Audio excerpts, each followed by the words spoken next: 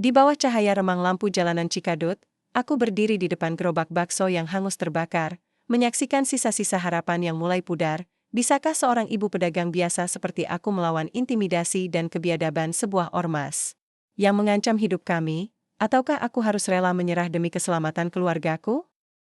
Namaku Sri. Sejak aku mengenal rasa pahit dan manisnya hidup, aku tahu satu hal, tidak ada yang bisa kuandalkan selain kedua tanganku. Setiap pagi, sebelum matahari sempat mengintip dari balik gunung, aku sudah terjaga. Dapur rumah sempitku mulai beresap. Kuletakkan wajan besar di atas tungku, menyalakan api dengan sabut kelapa, lalu mulai meracik bumbu. Bakso buatanku harus enak. Bukan hanya karena aku menjualnya, tapi karena itu harga diriku, satu demi satu, daging sapi aku giling. Dicampur bawang putih, garam, sedikit es batu. Aku uleni dengan penuh perasaan. Bukan sekadar adonan, tapi harapan, semangkuk demi semangkuk yang akan kubawa keliling kampung, dengan gerobakku, satu-satunya harta yang kuturunkan dari suamiku. Almarhum Pak Darto. Mak, jangan lupa makan, suara anak bungsuku, Nisa, mengingatkanku pagi itu. Aku tersenyum lelah. Iya, nak, nanti Mac makan di jalan. Masih banyak yang harus disiapkan. Seperti biasa, aku mendorong gerobakku dari rumah. Rodanya berdecit pelan melewati jalan kecil yang menurun, dan aroma kuah kaldu hangat mengepul di udara pagi yang masih berkabut. Anak-anak berlarian menyambutku, memanggil namaku, menyebut bakso seperti menyebut harta karun. Ibu Sri, baksonya 2 ya? Pakai sambal banyak. Aku tertawa, sambal banyak, nanti kamu sakit perut, Dan. Hari itu, seperti hari-hari sebelumnya, adalah perjuangan yang terasa rutin. Tapi aku tak pernah bosan. Setiap sen yang masuk, tiap senyum pelanggan, adalah energi buatku. Tapi semua itu, berakhir sore itu, langit belum benar-benar gelap saat aku pulang, peluh membasahi kerudungku. Kantong uang di pinggang terasa lebih ringan dari biasanya, hari ini memang sepi. Aku baru saja melewati tikungan terakhir menuju rumah ketika dari kejauhan aku melihat asap hitam mengepul dari arah gangku, langkahku terhenti, aku panik, aku lari. Kudorong gerobak sekuat tenaga, tanpa peduli roda yang terseret dan melambat di jalanan berbatu. Suara teriakan terdengar dari para tetangga. Bu Sri, cepat! Aku tiba, dan hancur, gerobakku terbakar. Api menari-nari di antara roda yang sudah separuh meleleh, kaca penutup pecah berserakan, dan papan kayu terbakar habis. Bau gosong menusuk hidung. Bau perjuangan yang hangus, aku memekik. Ya Allah, tanggangku jamatar. Kakiku limas. Air mata menetes tak tertahankan. Aku berlari mendekat tapi ditahan tetangga. Jangan, Bu Sri. Bahaya. Tapi bagaimana aku bisa tinggal diam saat mata pencaharianku dibakar hidup-hidup? Tiba-tiba, mataku menangkap secari kertas yang dilempar angin ke arahku. Aku raih, walau hampir tak bisa melihat karena air mata yang membanjir. Di atas kertas itu, tertulis dengan spidol hitam, sudah kami bilang, jangan jualan di wilayah kami. Ini baru peringatan. Kreb. Tanggon keriku mensengkeram kertas itu kuat-kuat. Nafasku sesak. Dadaku panas. Grip, ormas yang katanya menjaga ketertiban, tapi di Cikadut. Mereka bukan penjaga. Mereka pemalak. Mereka perampas, beberapa ibu mulai berdatangan. Ada Bu Aisyah, Bu Eti, bahkan Pak RW datang sambil menenangkan warga yang mulai ramai. Aku duduk di trotoar, gemetar, keringat dingin menetes, astagfirullah. Bu Sri, tega banget mereka, bisik Bu Aisyah, matanya merah, aku tak menjawab. Hanya menatap abu hitam yang tersisa dari gerobakku. Dari mimpiku.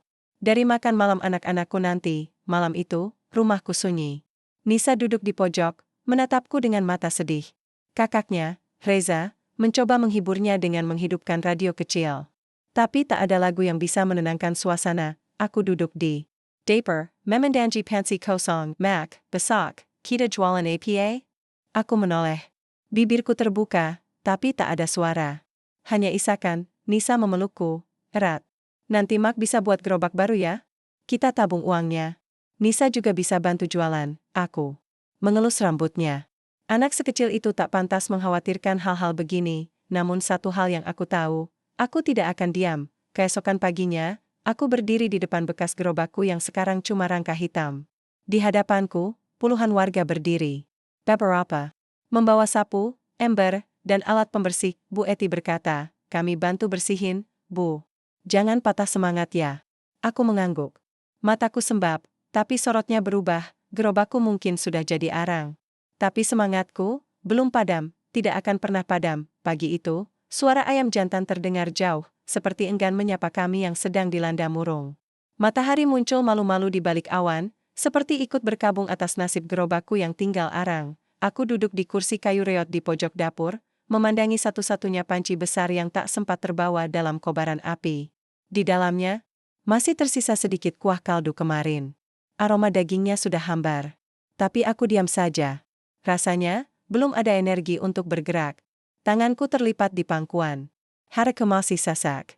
Kehilangan bukan perkara ringan, terutama jika yang hilang adalah satu-satunya mata pencaharian keluarga Mac. Makan dulu ya, suara Nisa pelan.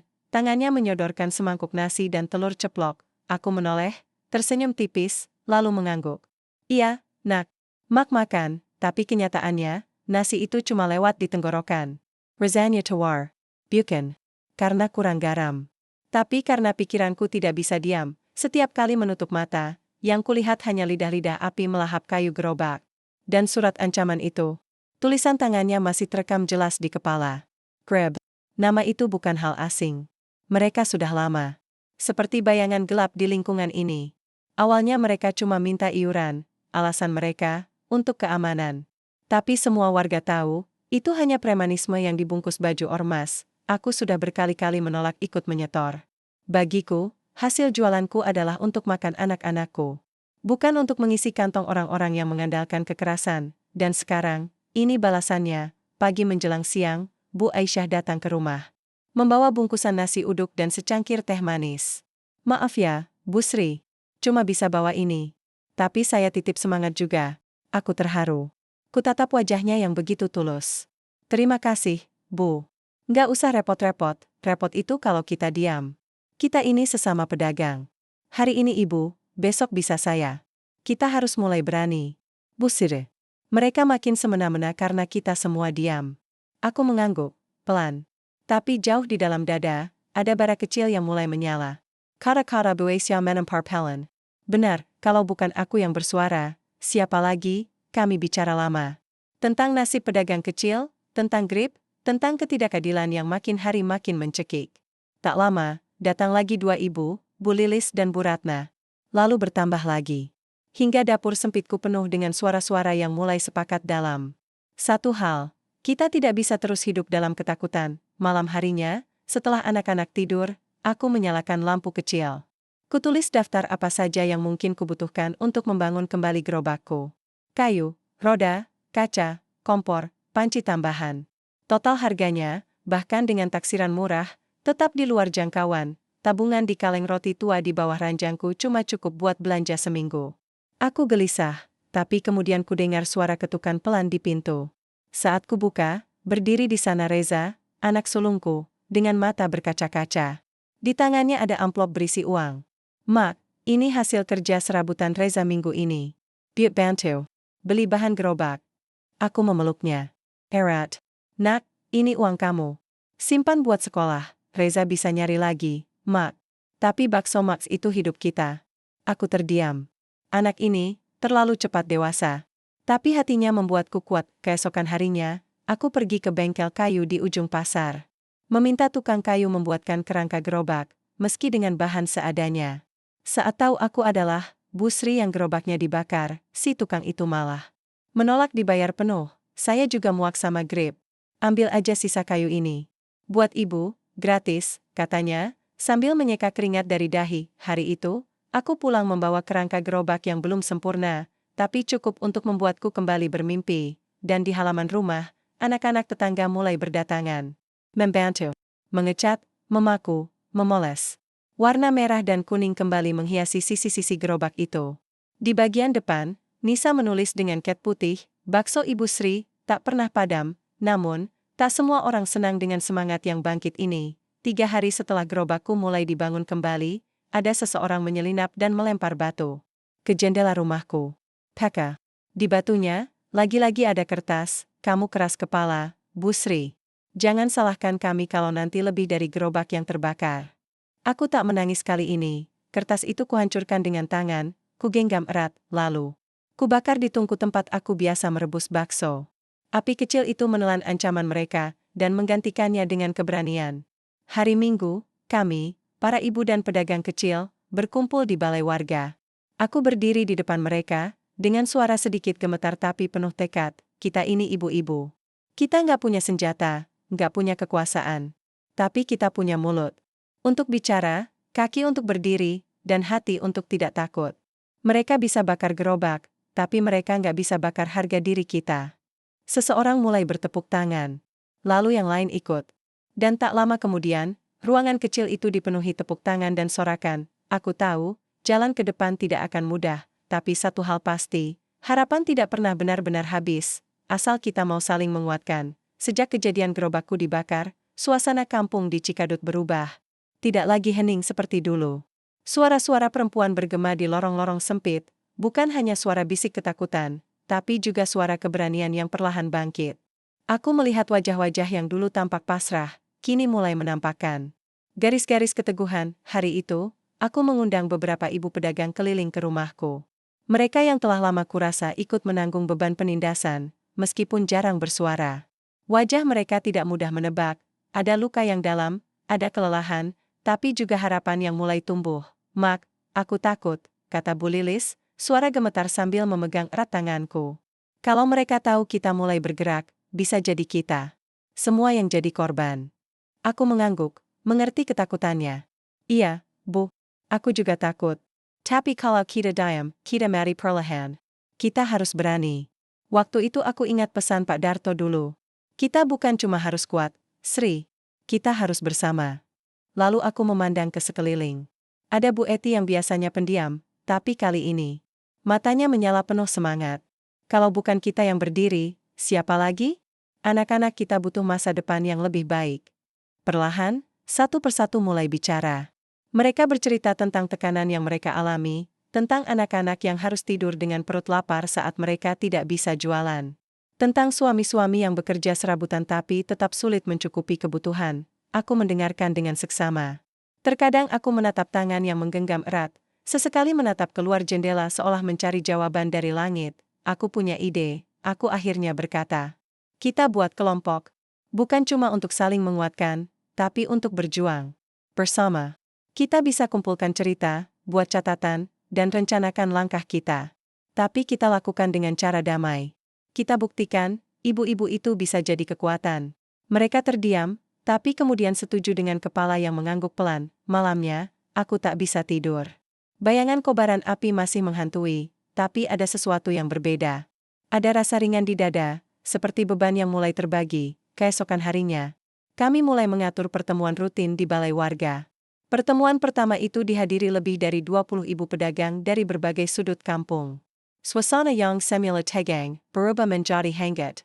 Ada kopi, kue basah yang dibawa Bu Ratna, dan tawa yang jarang kudengar selama ini. Kami membentuk kelompok kecil, membagi tugas. Ada yang bertugas mengumpulkan data tentang intimidasi, ada yang membuat daftar nama korban, ada yang menyiapkan tuntutan tertulis untuk pemerintah desa. Aku merasa bangga sekaligus terharu. Dari bibir mereka yang dulu tertutup, kini mengalir kata-kata penuh keberanian. Kita harus bicara pada yang berwenang, kata Bu Aisyah. Kalau kita diam, mereka akan terus mengusik kita. Aku mengangguk. Benar, Bu. Tapi kita harus hati-hati. Jangan sampai jadi alasan untuk mereka melakukan hal lebih buruk. Setiap ibu membawa kisahnya sendiri, tentang malam-malam ketakutan, tentang anak-anak yang menahan lapar, tentang suami yang merasa malu karena harus meminta belas kasihan. Namun di tengah duka itu, aku lihat sinar kekuatan. Di sebuah sore, ketika matahari mulai turun, aku dan beberapa ibu mendatangi kantor desa. Kami membawa surat permohonan audiensi. Wajah kami tegas, meskipun jantung kami berdebar kencang. Pak Lurah menyambut kami dengan tatapan dingin. Kalian ini hanya membuat keributan, katanya.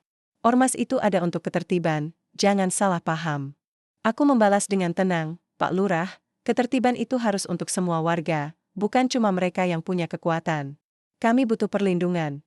Bukan tekanan. Pak Lurah diam sejenak, lalu berkata, saya akan coba bantu, tapi jangan bikin masalah.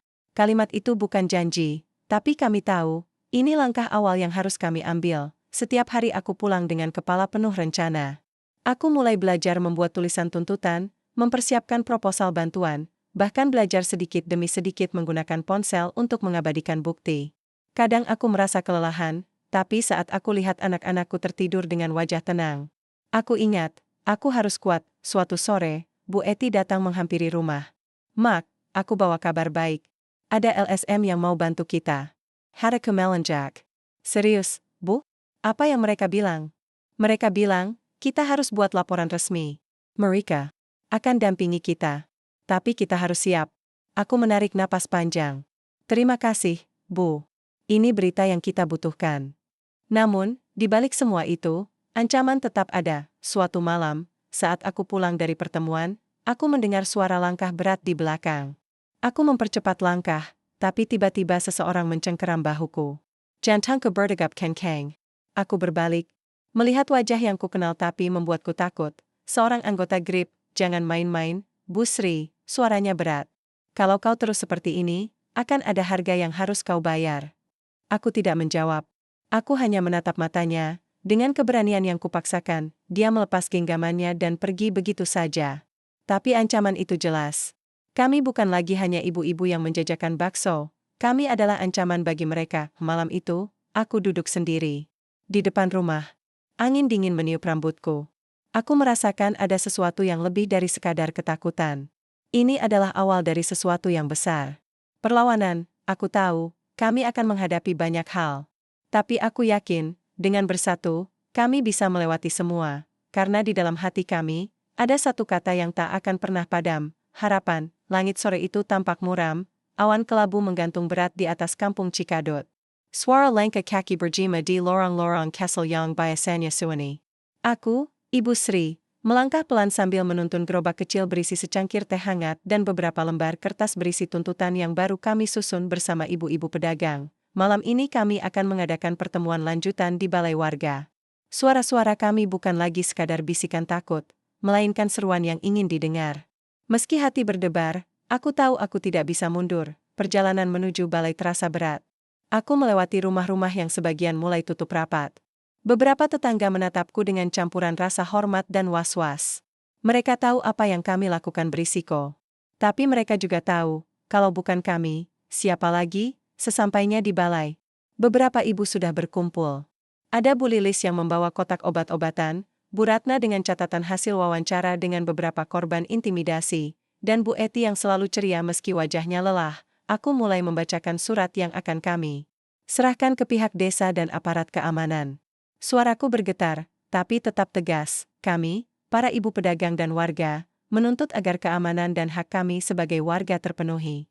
Kami menolak segala bentuk intimidasi dan kekerasan yang mengancam kehidupan kami sehari-hari. Setelah selesai, satu persatu mereka mengangguk, dan tepuk tangan pelan menggema. Di antara kami tumbuh keberanian yang semakin nyata, namun, perjuangan ini bukan tanpa rintangan. Beberapa hari kemudian, kabar buruk datang. Gerobak milik Bu Aisyah ditemukan dalam kondisi rusak parah, rantai roda terputus dan stang bengkok.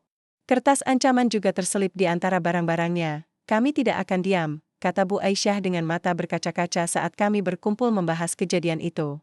"Mereka ingin kami takut, tapi kami hanya makin kuat." Kata-katanya membakar semangat kami. Tapi di balik itu, aku melihat ketegangan di mata mereka. Ini bukan soal bakso lagi.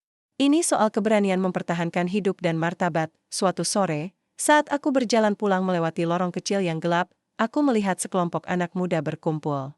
Mereka adalah anggota GRIP yang selama ini membuat hidup kami mencekam. Tiba-tiba, seseorang yang kukenal dari masa kecil muncul di antara mereka.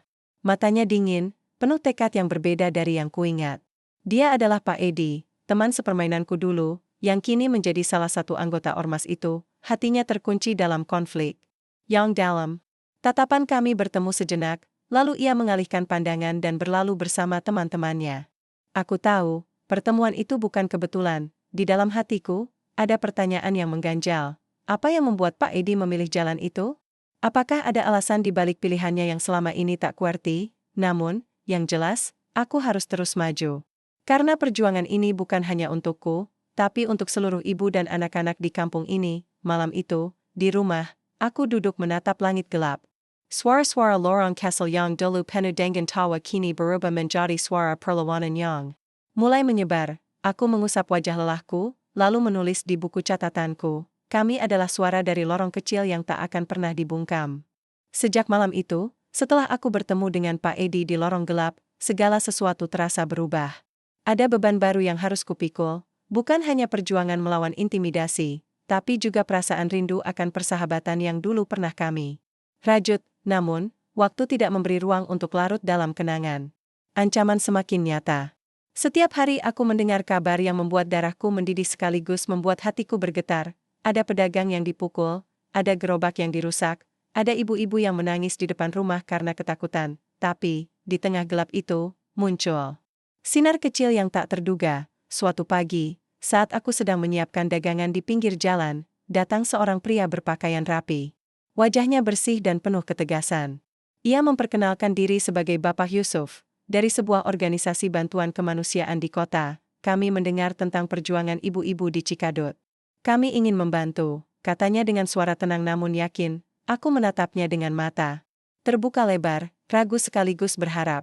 Bagaimana caranya, Pak? Dia menjelaskan bahwa mereka bisa memberikan pendampingan hukum, bantuan dana kecil, bahkan pelatihan untuk memperkuat usaha kami. Aku merasakan sebuah harapan yang lama hilang mulai tumbuh kembali. Malam itu, aku mengumpulkan ibu-ibu untuk berbagi kabar ini. Wajah mereka yang sebelumnya lelah, kini berubah penuh antusiasme. Kita harus manfaatkan kesempatan ini, kataku dengan suara yang lebih tegas. Ini mungkin titik balik kita. Kami mulai merencanakan langkah-langkah konkret, membuat laporan resmi, mendokumentasikan segala bentuk intimidasi, dan menyusun strategi agar suara kami semakin didengar. Namun, tidak semua berjalan mulus. Grip tidak tinggal diam. Mereka mulai menggencarkan tekanan. Suatu malam, ketika aku pulang sendirian, suara langkah berat mengikuti dari belakang. Jantungku berdegup kencang, tapi aku terus berjalan tanpa berbalik. Kita harus berhati-hati, bisikku dalam hati.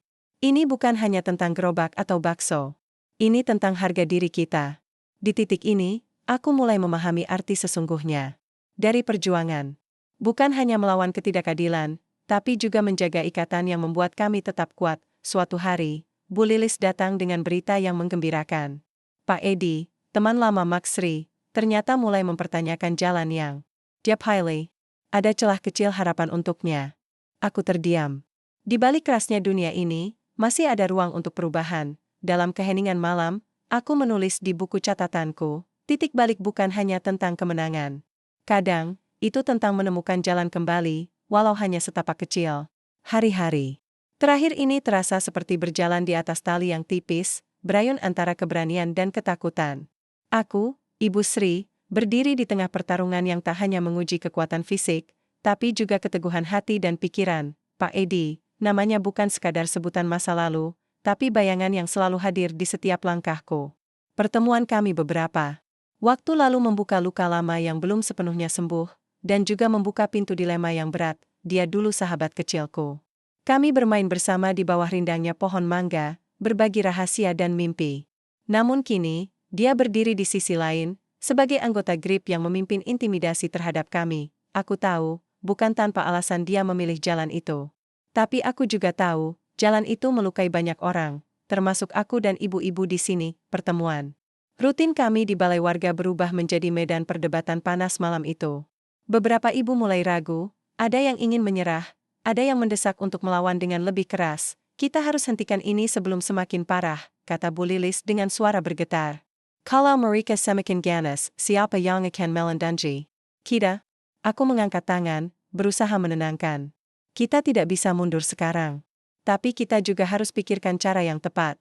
Tiba-tiba, pintu balai terbuka, dan seorang pria berdiri di sana. Pak Edi, suasana langsung berubah. Ibu-ibu terdiam, beberapa menatap dengan waspada, ada pula yang menunduk takut. Aku menghela napas dalam, lalu berdiri menghampirinya. Edi, kenapa kau di sini? Dia menatapku dengan mata penuh keraguan. Aku datang untuk bicara, Sri. Ada hal yang harus kau tahu. Pak Edi menceritakan kisahnya, tentang tekanan yang memaksanya bergabung dengan Grip. Tentang janji-janji yang dipatahkan. Tentang keluarganya yang terancam jika dia tidak patuh. Namun, yang paling mengejutkan adalah keraguannya sendiri. Aku tidak mau terus jadi bagian dari kekerasan ini, katanya lirih. Tapi aku takut, Sri. Aku takut kehilangan segalanya. Hatiku tercabik mendengar pengakuannya. Dilema itu juga merasuki jiwaku, antara melawan dan mencoba menyelamatkan sahabat yang hilang. Malam itu, setelah pertemuan usai, aku duduk sendirian di teras rumah. Angin dingin menyentuh kulit, dan aku mencoba merangkai kata di kepala. Apakah aku harus terus berjuang melawan grip tanpa kompromi? Ataukah aku harus mencoba menggapai Pak Edi, membawa dia kembali ke jalan yang benar? Pertanyaan itu menghantui setiap detik. Tapi satu hal yang pasti, perjuangan ini bukan lagi sekadar soal bakso, atau sekadar bertahan hidup. Ini soal hati dan jiwa. Hari-hari berikutnya menjadi sangat berat. Aku mencoba menghubungi Pak Edi lagi, menyampaikan harapan dan rasa sakit yang kami alami. Beberapa kali kami bertemu diam-diam, berusaha mencari titik temu. Namun, bukan hal mudah mengubah hati yang sudah terluka dan tertutup oleh ketakutan. Dalam catatan kecilku, kutulis, persimpangan ini adalah ujian terbesar. Tapi aku percaya, setiap hati bisa kembali pada cahaya. Langkah kakiku terasa berat saat menyusuri jalanan kampung yang mulai sepi. Pikiran tentang Pak Edi terus mengusik tidur dan hariku. Aku tahu, kisah kami bukan hanya soal pertarungan fisik, tapi luka-luka yang belum sembuh, yang tersembunyi di balik dinding-dinding hati. Suatu sore, aku menerima kabar dari Bu Eti bahwa Pak Edi ingin bertemu lagi. Kali ini di sebuah warung Castle yang sering kami kunjungi semasa muda. Tempat yang penuh kenangan, dengan perasaan campur aduk, aku melangkah ke sana. Di meja pojok, sosoknya sudah menunggu, wajahnya kelam tapi ada harapan yang samar. Pak Edi membuka pembicaraan dengan suara berat. Aku ingin cerita, Sri, tentang mengapa aku akhirnya bergabung dengan Grip. Aku mengangguk, memberi ruang baginya untuk berbicara. Dia bercerita tentang keluarganya yang dulu hidup sederhana tapi bahagia, hingga suatu ketika bencana ekonomi melanda. Ayahnya kehilangan pekerjaan, ibunya sakit, dan dia harus turun tangan membantu menghidupi keluarga. Di tengah kesulitan itu, Grip datang menawarkan perlindungan dan janji kesempatan. Pak Edi yang muda dan penuh semangat melihat ini sebagai jalan keluar. Tapi aku salah, Sri, katanya menunduk. Mereka bukan sahabat. Mereka menindas, bukan melindungi. Aku mendengarkan dengan hati yang hancur. Luka itu bukan hanya milikku, tapi juga miliknya. Kami berdua terjebak dalam kenyataan yang sama, tapi di sisi berbeda. Aku tidak tahu bagaimana keluar dari sini, katanya lirih. Tapi aku ingin memperbaiki semuanya. Kami berbicara hingga malam larut. Tentang harapan dan ketakutan. Tentang bagaimana kami bisa berjuang bersama, bukan saling melukai. Aku tahu, jalan ini akan penuh rintangan. Tapi ada secercah harapan yang mulai menyala. Keesokan harinya, aku mengajak beberapa ibu untuk berdiskusi tentang bagaimana kami bisa membantu Pak Edi keluar dari tekanan ormas itu. Sekaligus memperkuat solidaritas kami mulai merancang rencana perlindungan, dukungan, dan kampanye untuk melawan intimidasi. Namun, jejak luka masa lalu itu tetap membekas. Setiap kali aku melihat Pak Edi, aku melihat bayangan masa kecil kami yang ceria, sekaligus penderitaan yang kami alami sekarang. Tapi, aku yakin, dari luka itu bisa tumbuh kekuatan baru. Aku menutup hari dengan menulis, jejak luka adalah bagian dari perjalanan. Tapi bukan akhir dari cerita. Bersama, kami bisa mengubah luka menjadi kekuatan. Langit malam Cikadut seakan ikut menahan napas saat aku melangkah menuju balai warga. Suasana di kampung semakin tegang, setelah beberapa insiden kekerasan yang makin sering terjadi. Perasaan campur aduk mengalir dalam dadaku, antara harapan dan kecemasan, keberanian dan keraguan. Hari ini bukan hanya tentang kami sebagai ibu pedagang bakso yang berjuang mempertahankan hak hidup. Ini juga tentang Pak Edi, sahabat lama yang kini berdiri di persimpangan jalan. Pertemuan terakhir kami beberapa hari lalu meninggalkan beban yang begitu berat di pundakku. Aku tiba lebih awal, melihat ibu-ibu dan beberapa pemuda sudah berkumpul. Mata mereka menyiratkan kelelahan, tapi semangat belum padam. Aku menarik napas panjang, mencoba menenangkan gelombang emosi yang bergejolak. Tak lama kemudian, pintu balai terbuka, dan sosok Pak Edi muncul. Ia tampak berbeda, wajahnya tegas. Namun ada kerutan kecemasan yang tak biasa. Ia tidak datang sendirian. Beberapa anggota Grip yang kukenal ikut mengikutinya, tapi kali ini, bukan dengan sikap kasar yang biasa aku lihat. Ada sesuatu yang berbeda. Aku berjalan menghampirinya. Edi, suaraku lembut, apa yang kalian rencanakan? Dia menatapku dengan mata yang penuh pergulatan. Sri, aku di sini bukan sebagai musuh. Aku ingin berdialog, mencari jalan damai. Suasana menjadi hening. Semua menunggu kelanjutan kata-katanya, Pak Edi membuka pembicaraan dengan jujur, mengungkapkan perasaan dan pikirannya selama ini. Dia mengakui bahwa tekanan dari ormas bukanlah pilihan hatinya, melainkan terpaksa karena kondisi keluarganya dan ancaman yang diterimanya. Selama ini, aku ikut melaksanakan perintah yang membuat banyak orang terluka, termasuk kalian, katanya dengan suara bergetar. Tapi aku ingin mengubah itu. Aku tidak bisa lagi melihat tetangga dan sahabat menjadi korban. Aku melihat ibu-ibu yang mulai mengangguk. Sedikit demi sedikit ketegangan mencair, percakapan itu berubah menjadi dialog yang dalam. Aku dan Pak Edi mulai membuka ruang untuk saling mendengarkan, memahami perjuangan masing-masing. Aku menceritakan bagaimana kami, para ibu, bertarung bukan hanya untuk mencari nafkah, tapi untuk mempertahankan martabat dan keamanan keluarga. Tentang ketakutan yang kami rasakan setiap kali keluar rumah, dan bagaimana gerobak bakso yang dibakar bukan hanya kehilangan materi, tapi juga simbol harapan kami. Pak Edi berbagi beban berat yang dipikulnya, betapa sulitnya keluar dari lingkaran intimidasi, dan betapa ia berharap ada jalan untuk memperbaiki semuanya tanpa menimbulkan lebih banyak luka. Tiba-tiba, seorang ibu muda berdiri.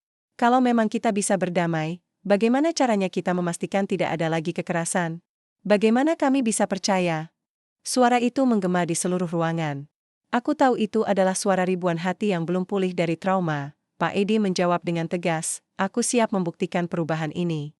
Kami akan tarik anggota kami dari wilayah ini, dan bekerja sama menjaga keamanan bersama warga. Aku melihat kilatan harapan di mata ibu-ibu, tapi juga keraguan yang wajar. Dialog itu berlangsung berjam-jam.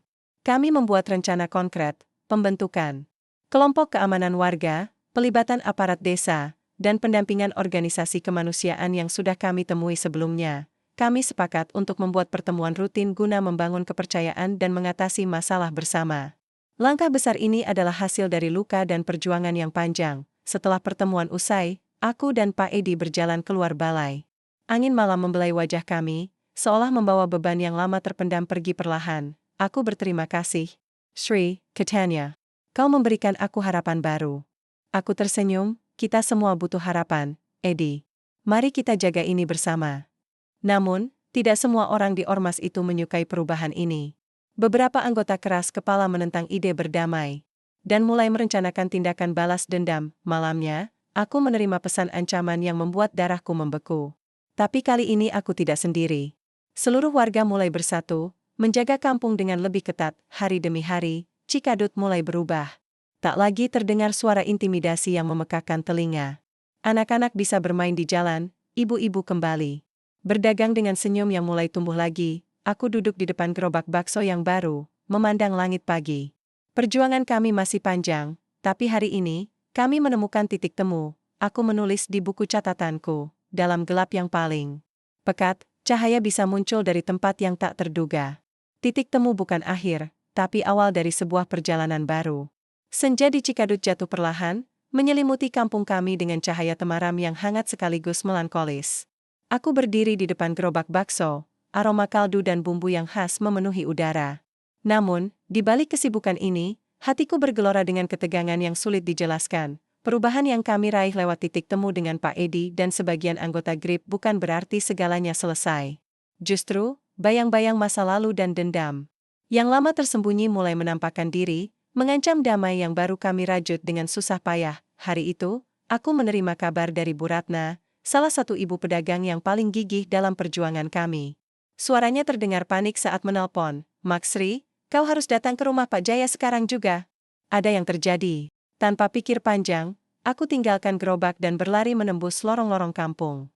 Hati berdebar, bayangan terburuk terlintas di kepala. Sesampainya di rumah Pak Jaya, aku menemukan kerumunan warga yang sedang berkumpul, wajah-wajah mereka penuh kecemasan. Di halaman rumah, terlihat seorang pria tergeletak, berdarah dan tak berdaya. Ternyata, itu Pak Jaya, salah satu tetangga yang selama ini aktif mendukung perjuangan kami melawan intimidasi GRIP. Dia diserang oleh sekelompok orang tak dikenal. Yang diduga adalah sisa-sisa kelompok GRIP yang tidak setuju dengan perjanjian damai. Kejadian itu mengguncang seluruh kampung. Ketakutan lama muncul kembali, mengintimidasi kami yang baru mulai bernapas lega. Aku berdiri di tengah kerumunan, berusaha menguatkan mereka. Kita tidak boleh membiarkan mereka memecah kita lagi. Kita sudah berjuang terlalu jauh untuk mundur sekarang. Namun, di dalam hati aku tahu, Ancaman itu nyata dan semakin berbahaya. Malamnya, aku mendapat kunjungan tak terduga. Seorang pria tua datang mengetuk pintu rumahku. Dia adalah Pak Hasan, mantan tetangga dan sesepuh kampung yang selama ini diam tapi penuh pengamatan. Dia mengajakku duduk dan mulai bercerita, membuka lembaran lama yang selama ini tersembunyi. Tahukah kau, Sri, dulu ada konflik yang jauh lebih besar di kampung ini, katanya dengan suara berat. Konflik itu melibatkan keluarga kita dan beberapa orang yang sekarang tergabung dalam GRIP. Aku terdiam, mendengarkan setiap kata dengan penuh perhatian. Pak Hasan menceritakan kisah lama tentang permusuhan yang terjadi puluhan tahun lalu.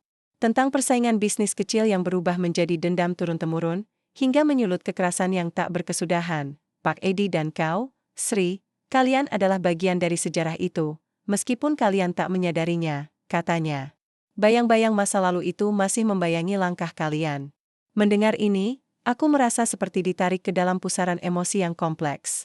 Aku sadar, perjuangan kami bukan hanya soal sekarang, tapi juga harus berani menghadapi akar masalah yang telah lama tertanam. Keesokan harinya, aku memutuskan untuk menemui Pak Edi.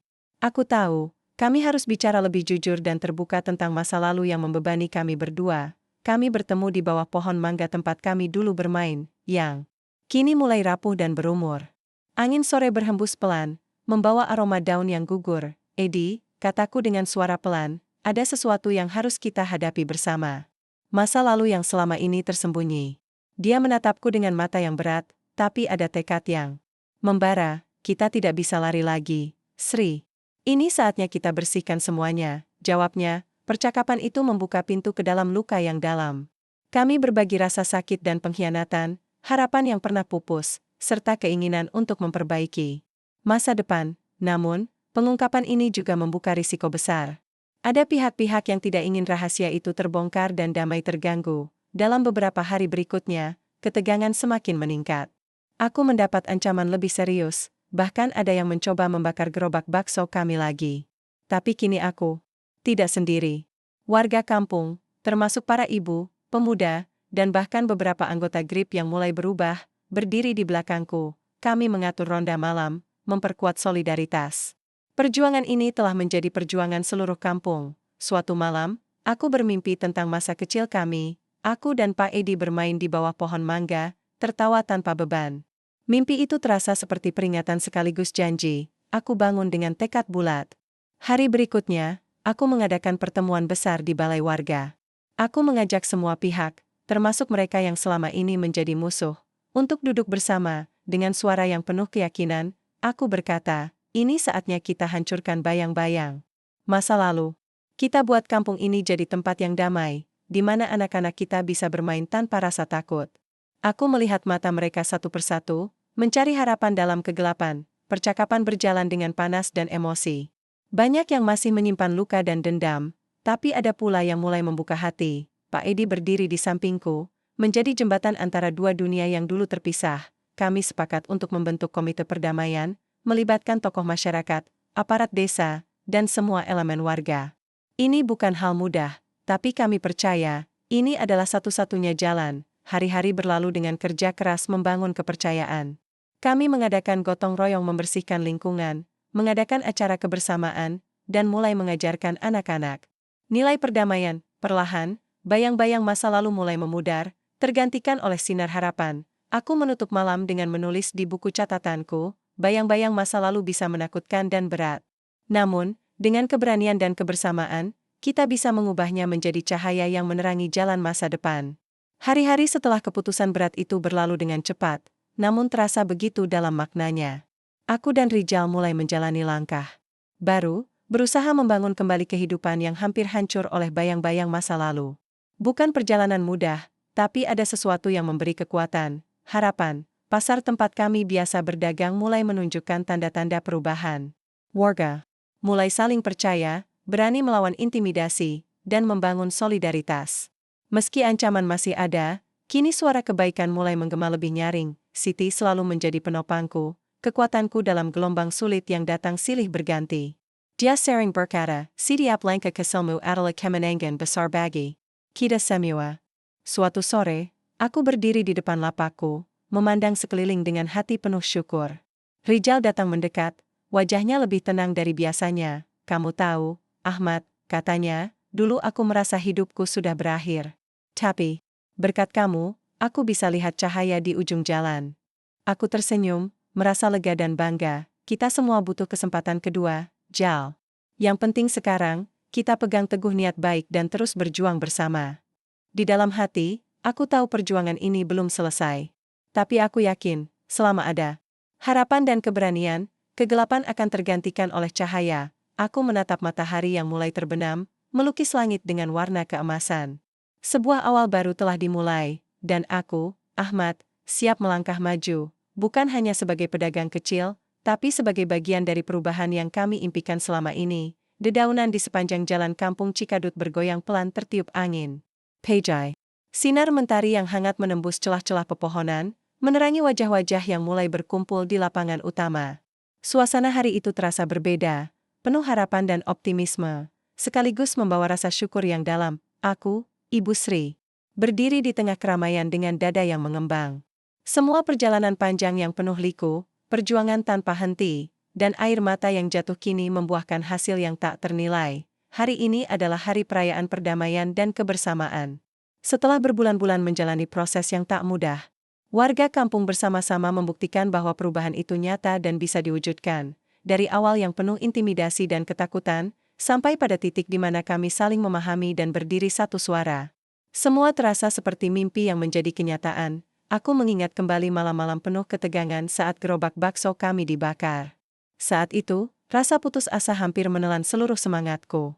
Namun, lewat kekuatan solidaritas ibu-ibu dan dukungan dari warga, kami bangkit kembali. Tidak hanya aku, tapi Pak Edi, yang dulu menjadi lawan, kini adalah sekutu terbaik kami.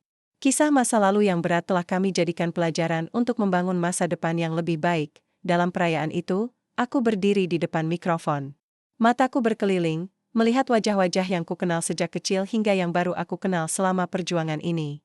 Ada senyum tulus, ada air mata haru. Kami telah melewati banyak hal bersama, kataku dengan suara penuh emosi, tapi yang terpenting adalah kami berhasil menemukan kekuatan dalam kebersamaan. Demi bukan hanya sekedar kata, tapi tindakan nyata dari kita semua. Pak Edi berdiri di sampingku, mengangguk pelan. Ia melangkah maju dan berkata, saya ingin meminta maaf atas luka yang telah saya sebabkan. Tapi hari ini, saya berjanji untuk berdiri bersama kalian, membangun kampung ini menjadi tempat yang aman dan penuh kasih. Sorak-sorai membahana memenuhi udara. Aku merasa harapan itu bukan hanya milikku, tapi milik seluruh Cikadut. Setelah acara, aku berjalan menyusuri kampung. Gerobak bakso yang kini sudah diperbaiki dan dicat ulang berdiri gagah di sudut jalan, siap menyambut pembeli dengan semangat baru. Banyak ibu-ibu yang mulai berjualan kembali, ada yang membuka usaha kecil lain, dan anak-anak bermain bebas tanpa rasa takut. Aku teringat saat pertama kali aku mulai berdagang bakso, berjuang sendiri dengan gerobak kecil dan mimpi besar. Perjalanan itu tidak mudah, tapi setiap langkah memberiku kekuatan. Perubahan di kampung ini adalah bukti bahwa keberanian dan solidaritas bisa mengalahkan segala intimidasi dan kekerasan. Aku juga tak bisa lupa perjuangan Pak Edi yang perlahan membuka diri dan memilih jalan baru. Dia bukan hanya teman lama, tapi simbol dari harapan bahwa orang bisa berubah jika diberi kesempatan dan dukungan. Malam itu, di teras rumah, aku membuka buku catatanku. Dengan tangan sedikit gemetar, aku menulis kalimat terakhir yang menggambarkan perjalanan kami. Harapan baru bukanlah sebuah akhir, melainkan awal dari kisah yang lebih indah. Dengan cinta, keberanian, dan kebersamaan, kami membangun masa depan yang layak bagi generasi berikutnya. Aku menatap langit malam yang penuh bintang, berharap setiap sinarnya menjadi pelita untuk siapa saja yang sedang berjuang di luar sana, karena di Cikadut, kami telah membuktikan bahwa dari penderitaan bisa tumbuh kekuatan, dari luka bisa muncul kasih, dan dari konflik bisa lahir damai. Cerita kami mungkin sudah mencapai akhir, tapi perjalanan hidup tetap berlanjut.